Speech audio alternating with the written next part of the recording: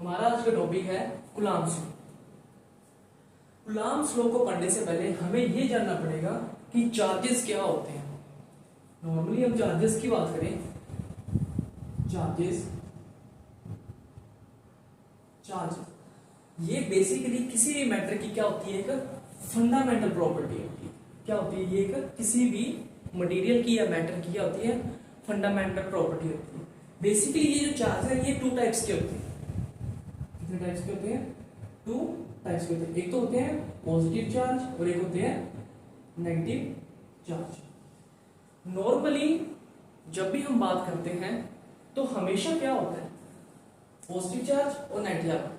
जब भी हम बात करेंगे सेम चार्जेस की, like positive charge and positive charge, अगर हम बात करें negative charge and negative charge, normally हम बात कर रहे हैं किस पार्ट की, जब दोनों चार्जेस क्या हो, कंडीशन दोनों के दोनों क्या हो, सेम। जब भी चार्जेस सेम होंगे तो इन दोनों में क्या होता है, हमेशा रिपेल। रिपेल का मतलब हम लगाते हैं, जैसे कि यहाँ पर ये पॉजिटिव चार्ज है, यहाँ पर पॉजिटिव चार्ज है। अगर मैं इनको पास पास रखूंगा तो ये दूसरे को क्या करेंगे, ऐसे एक दूसरे की ओर अपोजिट साइड में एक दूसरे को क्या करेंगे, पुश करेंगे। अगर यहीं पर मेरे पास में दो नेगेटिव चार्ज हो यहाँ पर इस तरीके से, तो ये एक दूसरे को क्या करेंगे, पुश करेंगे। तो हमारे यहाँ पर ये बात कही जाती है कि सेम चार्जेस और like charges both are repel each other. हम इस पार्ट को कंसीडर कर लिया। यहाँ पर क्या हुआ, जो लाइक चार्जेस थे, लाइक का मतलब क्या है मेरे यहाँ पे, सेम चार्जेस से, सेम चार्जेस से ये क्या कर रहे हैं, एक दूसरे को रिपेल। वहीं अगर यहां पर हमारे पास में क्या हो, दो अपोजिट चार्जेस हो, फॉर एग्जांपल एक पॉजिटिव चार्ज है और एक नेगेटिव चार्ज है। एक पॉजिटिव चार्ज है और दूसरा मेरे पास में क्या है, नेगेटिव चार्ज।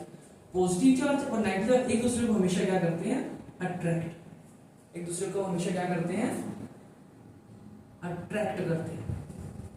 ठीक है, तो हमने कूलॉम्स लॉ की स्टडी कर रहे हैं, तो आते ही हमने सबसे पहले किसको पढ़ा, हमने चार्जेस को। चार्जेस बेसिकली दो टाइप के होंगे, कौन से, पॉजिटिव एंड नेगेटिव। हमें पता लगा कि जो पॉजिटिव चार्ज होते हैं वो एक दूसरे को क्या करते हैं, रिपेल करते हैं। नेगेटिव चार्ज एक दूसरे को क्या करेंगे, रिपेल करेंगे। यानी सेम चार्जेस हम क्या कहेंगे, सेम चार्जेस को कहते हैं लाइक चार्जेस। एंड जो हमारे पास में कौन से होते हैं, डिफरेंट चार्जेस होंगे, इसको हम क्या देंगे, अनलाइक चार्जेस। डन। जो हमारे पास में सेम चार्जेस होते हैं, लाइक चार्जेस, एक दूसरे को क्या करेंगे, रिपेल, और जो अपोजिट चार्जेस होंगे वे एक दूसरे को क्या करेंगे, अट्रैक्ट। देखो यहां पर सिंपल सी बात है, यहां पर दो चीजें हो रही है। कौन कौन सी?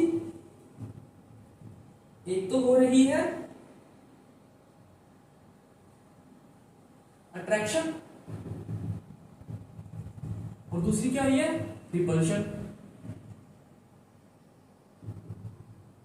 एक हुआ अट्रैक्शन, एक हुआ रिपल्शन। अभी अट्रैक्शन हुआ है, रिपल्शन हुआ है, यानी दोनों के अंदर क्या लगी है, सिंपल सी बात है। अगर मैं किसी चीज को ऐसे धक्का मारूंगा तो वो दूर होगी, अगर मैं किसी को चीज खींचूंगा अपनी तरफ खींचूंगा तो उसको मैं क्या करूंगा, अट्रैक्ट करूंगा। तो होता क्या, अट्रैक्शन और रिपल्शन के टाइम पर यहां पे क्या लगती है, एक फोर्स।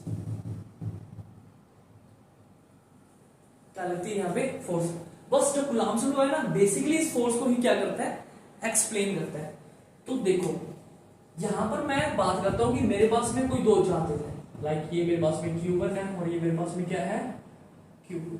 दो चार्जेस है, यहां पे मैं बनाया था इस तरीके से, एक तो ये रहा चार्ज एंड एक चार्ज ये रहा। और इन दोनों के बीच की जो डिस्टेंस है, यानी इनके सेंटर पॉइंट से मैं डिस्टेंस ले रहा हूं, यहां से यहां तक, इनके बीच की डिस्टेंस है मेरे पास में क्या, R। अभी हमें नहीं पता कि ये सेम चार्ज है या अपोजिट चार्ज है। नॉर्मली हम बात कर रहे हैं कि कूलॉम्स लॉ की, यार किस चीज को स्टडी करते हैं। कूलॉम्स लॉ क्या कहते हैं कि कोई भी पूरी दुनिया में या दुनिया में, यूनिवर्स में कहीं पर भी उठा लो, कहीं पर भी हमारे पास में क्या, दो चार्जेस हैं। कौन कौन से, Q1 एंड Q2। दो चार्ज हैं, इन दोनों के बीच में क्या लगेगी, फोर्स, जो डायरेक्टली क्या होती है, प्रोपोर्शनल होती है इन दोनों चार्जों के मैग्नीट्यूड के बराबर होती है, मल्टीप्लाई इनका इनके मैग्नीट्यूड का। एंड सेकंड थिंग, जो फोर्स होगी वो इसके बीच की जो डिस्टेंस की स्क्वायर की क्या होती है, इनवर्सली प्रोपोर्शनल होती है। दो चीजें आई, फोर्स क्या होगी, Q1 एंड Q2 के प्रोडक्ट के बराबर, एंड इनके बीच की डिस्टेंस के स्क्वायर के बराबर नहीं कहेंगे, सॉरी हम प्रोपोर्शनल की बात करते थे कि क्या इनके प्रोपोर्शनल। इसका मतलब क्या हुआ? इसका मतलब ये हुआ Q1 और Q2 की, Q1 एंड Q2 की जितनी ज्यादा वैल्यू होगी हमारे पास में फोर्स उतनी ही ज्यादा लगेगी। अभी फोर्स कौन सी हो सकती है? अट्रैक्टिव भी हो सकती है एंड रिपल्सिव भी हो सकती है। इस चीज को हम समझने के लिए क्या करते हैं, यहां पर लेते हैं, देखो सपोज कर लेते हैं मेरे पास में एक 2 कूलम चार्ज यहाँ पे है एंड 2 कूलम चार्ज ही यहाँ पे है, first condition. Second condition 5 coulomb charge, 6 coulomb charge, 6 coulomb charge. तो सिंपल सी बात है, जितनी वैल्यू कम होगी यानी इनका प्रोडक्ट में 2 2 4, इन दोनों का Q1 इधर लिख देते हैं हमने, Q1 Q2 मल्टीपल 2 2 4, 5 5 25 एंड 6 6 36। तो इनके प्रोडक्ट की वैल्यू जितनी ज्यादा होगी उनके अंदर फोर्स उतनी ज्यादा लगेगी, यानी Q1 एंड Q2 की वैल्यू जितनी ज्यादा होगी उनमें फोर्स उतनी ज्यादा लगेगी। यानी कि 2 into 2 4, 5 into 5 25 एंड 6 into 6 36। यानी कि जहां पर भी हमारे पास में Q1 एंड Q2 का प्रोडक्ट ज्यादा होगा वहां पर फोर्स ज्यादा लगेगी। यानी इन दोनों के बीच में सबसे कम फोर्स लगेगी, उससे ज्यादा इसमें लगेगी और सबसे ज्यादा यहां पर लगेगी। ये आ गया इसका मतलब। अभी इनवर्सली, इनवर्स स्क्वायर का क्या मतलब है? इन दोनों के बीच के डिस्टेंस से मतलब है। कहने का क्या मतलब है? इनवर्स है, स्क्वायर करना है। तो देखो कहने का क्या मतलब होगा, सपोज कर लेते हैं हम यहां पर कि इनके बीच की पहले डिस्टेंस थी 1 मीटर। फर्स्ट कंडीशन क्या है? 1 मीटर डिस्टेंस थी। बाद में मैंने सेकंड कंडीशन में क्या किया? 2 मीटर कर दी। थर्ड कंडीशन में मैंने क्या किया? 4 मीटर कर दी। अब सिंपल सी बात है, अगर मैं यहाँ पे वैल्यू निकालता हूँ किसकी? 1/r², again 1/r², again 1/r², निकाल के देखते हैं। जैसे अब यहाँ पे फर्स्ट कंडीशन की बात करें तो क्या हुआ? 1 की स्क्वायर 1/1, वैल्यू कितनी आएगी? 1। अगर मैं इसकी वैल्यू निकालूंगा तो कितनी वैल्यू आ जाएगी मेरे पास में?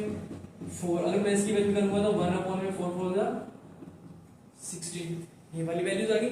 यानी कि देखो हो क्या रहा है, अगर मैं यहां पे रखता हूं f डायरेक्टली प्रोपोर्शनल 1, अगर 1 है तो 1, अगर जैसे ही मैंने यहाँ पे 2 रखा तो वैल्यू देखो क्या होगी?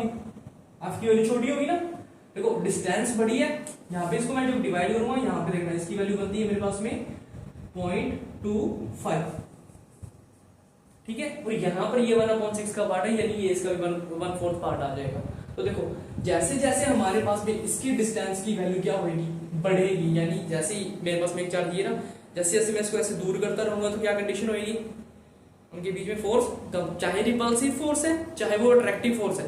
जैसे जैसे इनके बीच की डिस्टेंस ऐसे बढ़ती रहेगी वैसे वैसे इनके बीच की फोर्स कम होती रहेगी। जैसे जैसे मैं इसकी डिस्टेंस को कम करता रहूंगा, ऐसे पास में आ गया, ये एकदम पास में आ गया तो इनके बीच में क्या आने लगी? फोर्स बढ़ने लगी। फॉर एग्जाम्पल बात करें, वो मैग्नेट नहीं होती तो छोटी छोटी लेते हैं, नॉर्थ पोल और साउथ पोल 2 पोल होते हैं उसके। कहने का मतलब 2 पोल होते हैं, ऐसे पास में लेंगे तो कई बार एक दूसरे अट्रैक्ट करती है, एक और दूसरे को ऐसे धक्का मारने पर रिपेल करती है। तो वो जितनी दूर होते हैं उतनी कम फोर्स लगती है, जितनी पास में होती है उतनी ज्यादा क्या लगती है हमारे पास वहां पे फोर्स लगते हैं। सेम टू सेम यहाँ पे कंडीशन, क्या कंडीशन है? यहाँ पर ये वाला पार्ट आ गया, डिस्टेंस का पता लगा, किस तरीके से हम इसको एक्सप्लेन करेंगे। अब देखो यहाँ पर कंडीशन क्या आएगी। अब मैं इन दोनों को इक्वेशन को क्या करता हूँ, ये इक्वेशन फर्स्ट है, ये इक्वेशन सेकंड है, इनको मैं क्या करता हूँ? कंबाइन कर देता हूँ। तो देखो कंबाइन करने पर क्या कंडीशन बनेगी? F directly proportional Q1 Q2 upon r²। Done. F directly proportional, अभी वही है, प्रोपोर्शनल का साइन बनेगा, कांस्टेंट आएगा। F इज इक्वल टू एक कांस्टेंट आएगा, प्रोपोर्शनल साइन आएगा, कांस्टेंट आएगा k, इधर मैं लगाता हूं Q1 Q2 अपॉन r²। ये हमारा आ गया कूलम्ब्स लॉ ने हमें क्या दिया था, जो फॉर्मूला दिया था, या जो भी उन्होंने हमें क्या दिया था, लॉ अवेलेबल करवाया था उसका फॉर्मूला। यहां पर देखो क्या के ई, ये क्या है? यानी के ई, ये होगा ना, ये के के पैरा में ई किस लिए? क्योंकि ये जो फोर्स है ना, कौन सी? ये जो फोर्स है, हम इस फोर्स को कहेंगे F is equal to electro ELECTROSTATIC electrostatic force. इसको क्या कहेंगे? इसको इलेक्ट्रोस्टैटिक फोर्स क्या कहते हैं? इलेक्ट्रो का मतलब आता है चार्ज से, इलेक्ट्रो का मतलब किससे आता है? चार्ज से। स्टैटिक का मतलब रुका हुआ है, यानी यहाँ पर ये जो फोर्स है ये स्टैटिक चार्ज में है। लाइक मैंने कंडीशन, यहाँ पे एक चार्ज है, यहाँ पे चार्ज, दोनों रुके हुए हैं, फिर इनके बीच में फोर्स लगेगा। अगर मैंने यहाँ पे किया फिर पास में आ गए। तो जब भी हम यहाँ पे इस फोर्स की बात कर रहे हैं, इस टाइम पर ये इलेक्ट्रोस्टैटिक फोर्स लग रही है। कौन सी फोर्स लग रही है? इलेक्ट्रोस्टैटिक फोर्स लग रही है। तो यहाँ पर इस फोर्स को हम क्या कहेंगे? Electrostatic force. और यहाँ पर जो के ई है, ये है मेरे पास में इलेक्ट्रोस्टैटिक क्या चीज है मेरे पास में, इसको कहेंगे इलेक्ट्रोस्टैटिक कांस्टेंट। हम क्या कर देंगे? Electrostatic constant. एंड यहां पर इसकी जो वैल्यू होती है, ये होती है अप्रोक्सीमेट 9 इंटू 10 की पावर 9। एक चीज और ध्यान रखना, इसका जो अपने पास में यूनिट आएगी, यूनिट कैसे आएगी? यूनिट आएगी newton metre square upon coulomb square. समझ में बात? कैसे निकाली? देखो, फोर्स की यूनिट क्या होती है? न्यूटन। ये वाला पार्ट देखना, ये वाला पार्ट, यहाँ पे दो चार्जेस हैं, इसकी कूलम्ब स्क्वायर और इसकी क्या हो जाएगी? Metre square. न्यूटन को उठा रहने दो, हम इस मीटर स्क्वायर को यानी इस वाले पार्ट को उठा के इस तरफ ले जाएंगे। एंड ये वाला पार्ट हमारे पास में इसके अपॉन नीचे क्या आता है? डिवाइड कर दिया। तो हमारे पास में यहाँ पे इसकी क्या बन जाएगी? ये इलेक्ट्रोस्टैटिक कांस्टेंट की क्या बन जाएगी? हमारे पास में वैल्यू बन जाएगी। डन? इतनी बात समझ में आ गई। अभी हम इसके साथ में एक मैं यहाँ पे क्वेश्चन पुट जरूर करूंगा कि अगर हम यहाँ पर, देखो इसको मैं मिटा रहा हूँ, इस साइड में मिटा रहा हूँ, यहाँ पे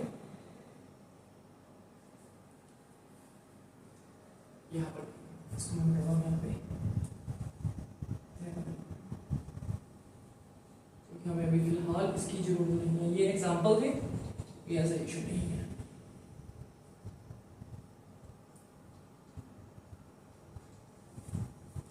यहाँ पर देखो, इतना पार्ट आ गया। अभी देखो, मैं यहां से क्वेश्चन पूछना चाहूंगा सभी से कि जो मेरे पास में ये जो फोर्स आई है, कौन सी? Electrostatic force. कौन सी? ये वाली फोर्स। कौन सी? Electrostatic force. ये कौन कौन से फैक्टर पे डिपेंड करेगी? यानी किस किस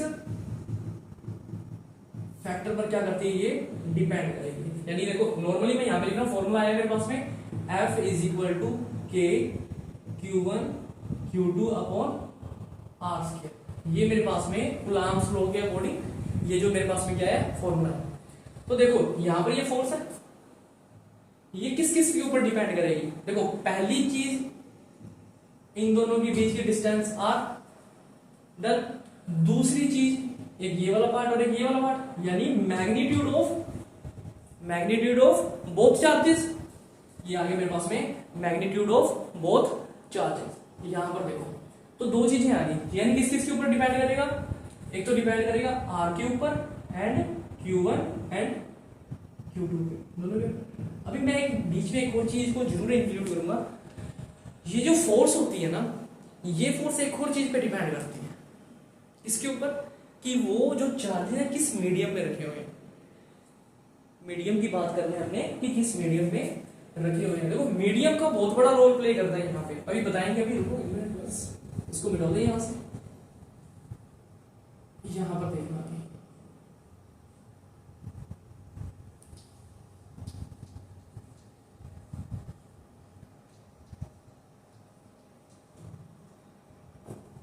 अभी देखो कि सर आपकी बात तो सही है, अभी तक हमने देखो F का पढ़ा, इधर Q1 है, Q2 है और कौन में R स्क्वायर आ गया, बट फॉर्मूले में तो कोई मीडियम है ही नहीं। आप ऐसे कैसे कह रहे हो कि मीडियम बीच में करता है? फॉर्मूले में है नहीं, फॉर्मूले में है। देखो फॉर्मूले में कहां पे, देखो भी बताता हूं मैं तुम्हें। यहां पर जो हमने एक डाई इलेक्ट्रिक कांस्टेंट यूज किया है, यानी KEU यूज किया है, इसकी वैल्यू होती है 1/4πε0। 1/4 तो यहाँ पे 4 की वैल्यू पुट करोगे, पाई की वैल्यू पुट करोगे एंड एप्सिलॉन नॉट की वैल्यू पुट करोगे, तो आपके पास में यहाँ पे k की वैल्यू 9 इंटू 10 की पावर में 9 आ जाएगी। यहाँ पर तो सर ऐसे कैसे चल रहा है सिस्टम? ऐसे नहीं होता, ऐसे ही होता है। देखो यहाँ पर क्या कंडीशन है, देखो यहाँ पर देखो 4 आप सभी को पता है, परमानेंट कांस्टेंट है, पाई की वैल्यू पता है आपको 22/7 होती है, यानी 3.14। अभी मैं बात कर रहा हूँ किसकी? एप्सिलॉन नॉट की बात कर रहा हूँ, किसकी? इसकी। इसको हम कहते हैं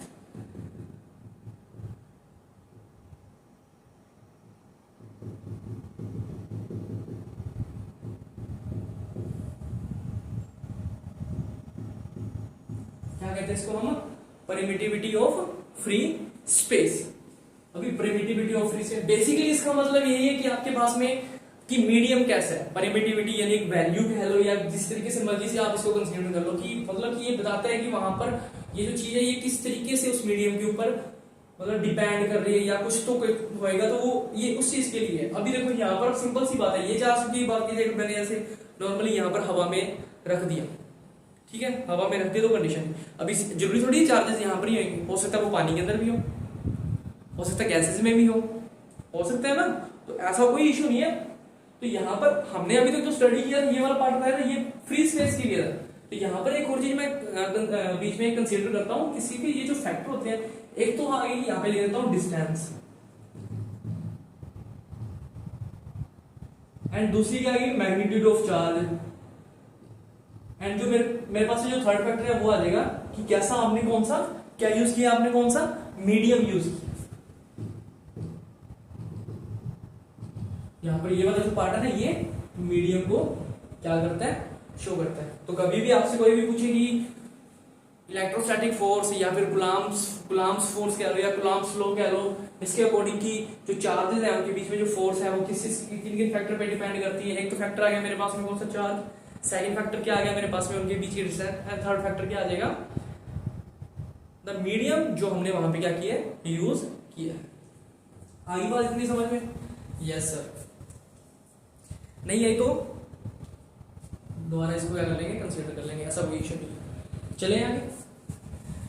अभी मैं यहाँ पर ना एक छोटी सी और चीज को लेके आना चाहूंगा। अगर तुमने ध्यान से देखा हो ना, कौन सा ये वाला फॉर्मूला, कौन सा बताते हैं आप, ये जो वाला फॉर्मूला है ना, कौन सा अपना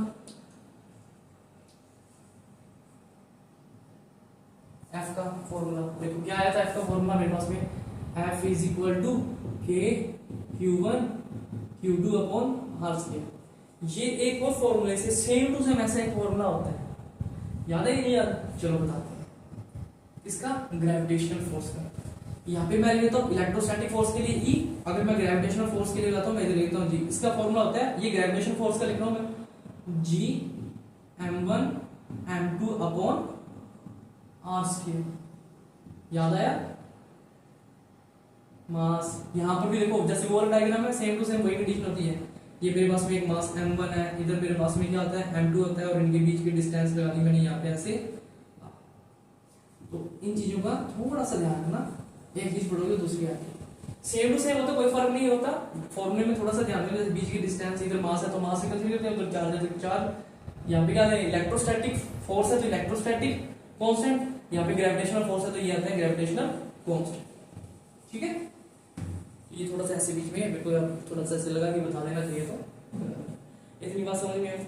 अभी हम क्या करते हैं, एक छोटा सा एग्जांपल भी कर लेते हैं ताकि हमें पता लग जाए कि इस चीज का फॉर्मूले का यूज किस तरीके से करते हैं।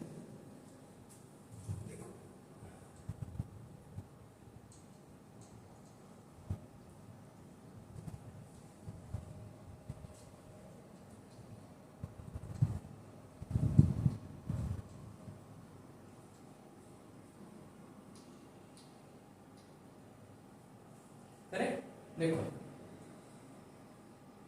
मैं यहाँ पे कंसीडर करता हूँ, मेरे पास में कोई दो चार्ज है, एक चार्ज में वैल्यू यहाँ पर ऐसे और सेकंड चार्ज मेरे पास में यहाँ पे। सपोज कर लेते हैं इस चार्ज की वैल्यू है पॉजिटिव 5 इंटू 10 की पावर -5 कूलम, एंड ये मेरे पास में है नेगेटिव 1 इंटू 10 की पावर -1 कूलम, और इन दोनों के बीच की जो डिस्टेंस है वो लगा देता हूं मैं यहाँ पे 0.5 मीटर। ठीक है, चलो ये एक पहले क्वेश्चन यहाँ पे, ये सिंपल सी बात है, फोर्स तो लगेगी, तो क्वेश्चन ये आता है कि यहाँ पे फोर्स कौन सी है, अट्रैक्टिव है या रिपल्सिव है। देखो यहाँ पर देखो एक पॉजिटिव चार्ज है, देखो यहाँ पे लिख रहा है, ये पॉजिटिव लिखा हुआ है, ये नेगेटिव। स्टार्टिंग में बताया था कौन सा, कि जब अपोजिट चार्ज होते हैं तो वो क्या करते हैं, कौन सी बताते हैं, अट्रैक्टिव फोर्स। अगर अपने पास में कौन से सेम चार्जेस हो यानी लाइक चार्जेस, तो वो एक दूसरे के ऊपर क्या करेंगे, रिपेल करेंगे। मैं यहाँ पे एक छोटी सी लाइन लिख देता हूं, if Q1 and Q2 multiply करने पे क्या आ जाए, लेस देन क्या आ जाए, लेस देन 0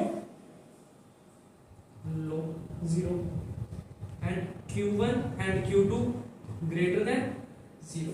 इसका मतलब क्या है, देखो लेस देन 0 का मतलब है 0 से कम कौन सी होगी, नेगेटिव वैल्यू होगी। अगर Q1 और Q2 ग्रेटर देन 0 तो इसका मतलब क्या है, इन दोनों को मल्टीप्लाई होने पर क्या होगी, वैल्यू पॉजिटिव होगी। तो ये होता है हमारे पास में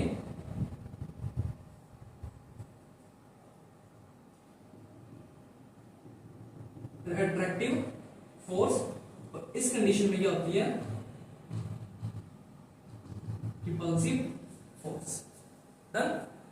अपने यहां पे थे तो देखो ये Q1 है, ये Q2 है और ये दोनों के बीच की डिस्टेंस दे रखी है। हमें क्या फाइंड आउट करना है कि इनके बीच में फोर्स कितनी लग रही है, या फिर अपने कह देंगे कि electrostatic, find electrostatic force between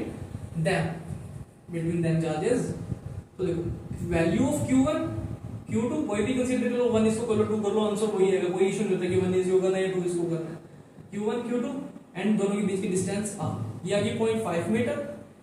done. ये क्या आ गई 0.5 मीटर और Q1 क्या आ जाएगा, प्लस का 5 इंटू 10 की power minus 5 is equal to, यहां पर क्या आ जाएगा, -1 इंटू 10 की पावर माइनस 5। फोर्स का फॉर्मूला क्या होता है, K Q1 Q2 upon R square. Value put कर देंगे हम यहाँ पे, वैल्यू 9 इंटू 10 की पावर 9। देखो अगर किसी को नॉर्मल ही अगर प्रॉब्लम हो रही है किससे, यहाँ पर कि आपको इसकी यूनिट्स याद नहीं रहती है या कुछ चीज याद नहीं रहती, तो आप इसको इस तरीके से, इसके कई तरीके हैं, ध्यान रखना कि दोनों 2-3 तरीकों से बता दूंगा मैं आपको यहीं पर ही। ये जो फोर्स है तो सिंपल सी वाला फोर्स की क्या आएगी, न्यूटन आएगी, तो आपको इसके डायरेक्ट लिख देना न्यूटन, कोई ऐसी प्रॉब्लम नहीं है, कैलकुलेशन करो एंड लिख दो। अगर आप इसकी एक्चुअल मेथड की बात करो कि किस तरीके से हमारे पास में यहाँ पर जो यूनिट्स आती है कंसीडर की जाती है, तो देखो वो क्या आएगा, 9 इंटू 10 की पावर 9। इसकी यूनिट क्या लिखी थी हम लोगों ने, नहीं लिखी क्या, कहां पे गया, मिट आउट किया। इसकी थी newton metre square upon coulomb square. इसके साथ में इसकी यूनिट लिखो Q1 एंड Q2। यहां पर ध्यान रखना, यहां पर इनकी जो वैल्यू होती है मैग्नीट्यूड की फॉर्म में लिखी जाएगी। दो चीजें होती हैं, कौन सी, या तो आपको डायरेक्ट लिख लो, ठीक है, या फिर अपने को क्या करना था, यहाँ पे इसकी वैल्यू हमेशा मैग्नीट्यूड की फॉर्म में लेनी है। कैसे, 5 इंटू 10 की पावर माइनस 5, ये थी एक वैल्यू। एंड सेकंड क्या थी मेरे पास में, इसको मैं बता रहा हूँ, मल्टीप्लाई में 1 इंटू 10 की पावर माइनस 1। चलो देखो हमने इसको साथ में क्या कंसीडर कर लेते हैं, पॉजिटिव कंसीडर कर लेते हैं और यहाँ पे इसको नेगेटिव कंसीडर कर लेते हैं। ठीक कर लेते हैं, कोई इशू नहीं है। अगर आपको अपने आप को इसको हटाना है कुछ नहीं होएगा, यहाँ पे लास्ट में जो रिजल्ट निकलेगा वो नेगेटिव में निकलेगा, और नेगेटिव का मतलब क्या होता है, अट्रैक्टिव फोर्स। ठीक है, या तो आप इसको ऐसे कर लो, अगर आपको ये माइनस और प्लस हटाने हैं आप इसको डायरेक्ट हटा भी सकते, कोई इशू नहीं है। अगर हटाना है चलो दोनों तरीकों से करते हैं इसको। अपॉन आर की स्क्वायर है, आर की स्क्वायर वैल्यू आर की क्या है, ये मेरे पास में यहाँ पे 0.5 मीटर। ये यहाँ पर गुलाम है, यहाँ पर गुलाम है, वो गुलाम से गुलाम मल्टीप्लाई होगा, गुलाम की स्क्वायर बन जाएगी, इससे तो ये वाला पार्ट कट हो जाएगा। ऊपर मीटर स्क्वायर है, जब इसको ओपन करेंगे तो मीटर स्क्वायर बनेगा, यानी कि जब मैं इसको ओपन करके लिखता हूं तो देखो 0.25 मीटर स्क्वायर। अब सर कहोगे सर 0.5 से ये कैसे बन गया, देखो 0.5 मल्टीप्लाई बाय 0.5, ये 0.25 ही बन। इस मीटर स्क्वायर से ये करके तो ओनली न्यूटन रह गया। यहाँ पे हमारे पास में वैल्यू क्या रह जाएगी, 9 इंटू 5 इंटू 1, 9 इंटू 5 इंटू 1। इसका माइनस लगाना है, लगा देते हैं, चलो ये माइनस, ठीक है। मल्टीप्लाई बाय देखो 10 की पावर 9, 9 माइनस 5, बोलो 9 माइनस 5 प्लस का 4, और एक और माइनस का 1 आ जाएगा, तो क्या रह जाएगा 10 की पावर माइनस या प्लस 3, फोन में क्या आ जाएगी यहाँ पे 0.25। इसकी 9 5 45 डिवाइड बाय 0.25 10 की पावर 3। इसकी कैलकुलेशन करेंगे 1.8 इंटू एम की पावर हमारे पास में वैल्यू आ जाएगी, इधर हटाया तो करेंगे,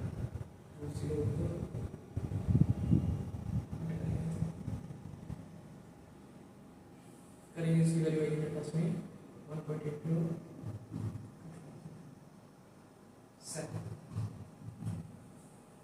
ये क्या न्यूटन। तो माइनस का साइन था तो हम यहाँ पे माइनस का ध्यान रखना, ये जो माइनस का साइन है यहाँ पे कभी भी देखना जो फोर्स होती है कभी नेगेटिव भी नहीं होती। यहाँ पे माइनस का साइन सिर्फ इस चीज को शो करता है कि अट्रैक्टिव है या रिपल्सिव है, और कोई मतलब नहीं है। अगर मैं किसकी बात करूं, अगर मैं इसको बिना साइन के बात करूं तो भी हम इसको निकाल सकते हैं, कोई ऐसा इशू नहीं है। उस टाइम पर क्या आएगा, कुछ नहीं करना हमें, पहले ही हमने बता दिया। इसको हटा दो यहां से, इसको हटा दो यहां से, एंड देन यहां से, आंसर में कोई फर्क नहीं पड़ेगा।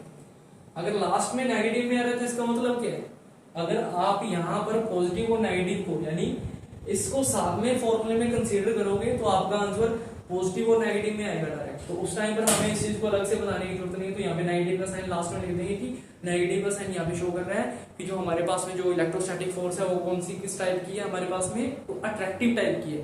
अगर वहीं पर ये पॉजिटिव और नेगेटिव को साथ में लेके कैलकुलेशन करके हमारा पॉजिटिव में आंसर आ रहा है तो हम बता देंगे ये रिपल्सिव है। अगर हम पॉजिटिव और नेगेटिव को स्टार्टिंग में ही क्या कंसीडर नहीं कर रहे तो जो हमारा आंसर आएगा वो ओनली मैग्नीट्यूड के अंदर आएगा। यानी कि जो मेरा आंसर आया है वो आया है अभी 1.8 इंटू 10 की पावर 7 न्यूटन। हमारी वैल्यू किसमें आई थी, नॉर्मली अगर क्वेश्चन की जो हमारे पास में क्या होती है लैंग्वेज होती है उसको ध्यान से पढ़ना चाहिए, क्योंकि यहाँ पर इस तरीके से भी आ जाता है कि ये अट्रैक्टिव टाइप का होगा या फोर्स टाइप रिपल्सिव टाइप का होगा, या फिर इस तरीके से भी डायरेक्टली कहा जा सकता है कि only find the force between that. ठीक है, अगर हमें फोर्स ही फाइंड आउट करनी है तो 1.8 इंटू 10 की पावर 7 आ गई, सिंपल है। अगर हमें उसकी नेचर भी बताना है कि अट्रैक्टिव टाइप का या जो हमारे पास में रिपल्सिव टाइप का, तो उस टाइम पर हम इसको पॉजिटिव और नेगेटिव को कंसीडर करके वहां पर बता सकते हैं। Thank you.